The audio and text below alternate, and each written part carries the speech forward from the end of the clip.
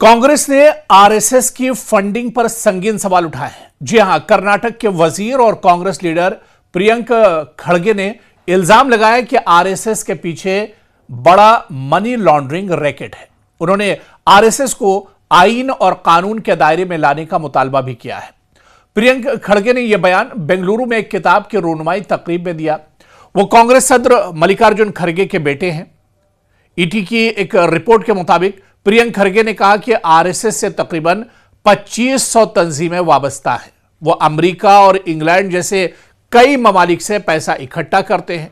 उन्होंने इल्जाम लगाया कि इससे साफ जाहिर होता है कि आरएसएस के पीछे एक बड़ा मनी लॉन्ड्रिंग रैकेट काम कर रहा है।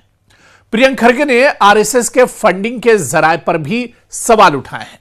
उन्होंने कहा कि अगर हम आरएसएस के पैसे के बारे में पूछते हैं तो वो कहते हैं कि ये गुरु दक्षिणा है, लेकिन मेरी तहकीक से मालूम हुआ कि गुरु दक्षिणा का मतलब है झंडा। इसलिए अगर मैं कल सुबह नीला झंडा उठाकर पैसे जमा करूं तो क्या हुकूमत और आरएसएस इस तरह की बेबुनियाद बातों से बच नहीं पाएगा जब तक कि आरएसएस आईन और कानून के तहत रजिस्टर्ड नहीं हो जाता।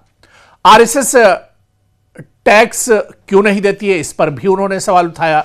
खड़गे ने यह भी पूछा कि आरएसएस आखिर टैक्स क्यों नहीं अदा करती है।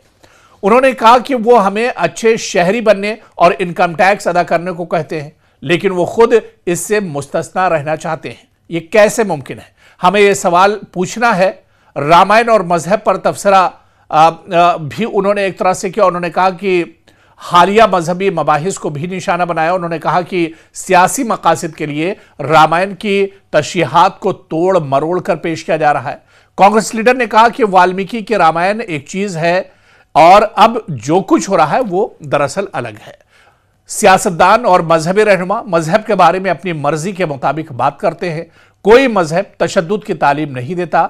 आरएसएस के सरबराह मोहन भागवत पर तंज करते हुए उन्होंने कहा कि मोहन भागवत कहते हैं कि 1 के 3 बच्चे होने चाहिए, लेकिन वो खुद शादी नहीं करते।